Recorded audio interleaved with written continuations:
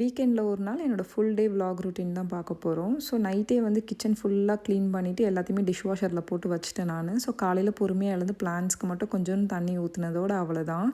இந்த பிளான்ட்ஸ் எல்லாம் கொஞ்சம் கொஞ்சமாக வந்துட்டு இன்ஃபெக்ட் ஆக ஆரம்பிச்சிருச்சு. இதுக்கு யாருக்காவது ஏதாவது ரெமெடிஸ் தெரிஞ்சால் என் கூட ஷேர் பண்ணுங்கள்.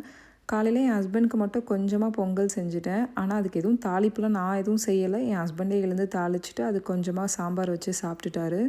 நான் வந்து எனக்கு வந்துட்டு இந்த தயிர் ஊற்றி ஹோம்மேட் கிரனோலா தான். இதுக்கான ரெசிபி உங்களுக்கு வேணும்னா சொல்லுங்கள், தனியாக வீடியோவில் ஷேர் பண்ணுறேன். ஆனால் வீடியோவில் ஷேர் பண்ணுற அளவுக்கு இது பெரிய ரெசிபி கிடையாது. வெறும் ஓட்ஸில் எல்லா விதமான நட்ஸு, அதுக்கப்புறம் ட்ரைடு பெர்ரீஸு இது எல்லாத்தையுமே ஆட் பண்ணிவிட்டு கொஞ்சோண்டு மேப்பிள் சிரப் இல்லைனா ஹனி இது எல்லாத்தையுமே ஆட் பண்ணி மிக்ஸ் பண்ணிவிட்டு தவாவில் கொஞ்சம் ஃப்ரை பண்ணி அதை வந்து காஞ்ச உடனே ஆறின உடனே அது எல்லாத்தையுமே எடுத்து ஒரு ஹேர் டைட் பாக்ஸில் வைக்கணும். அவ்வளோதான்.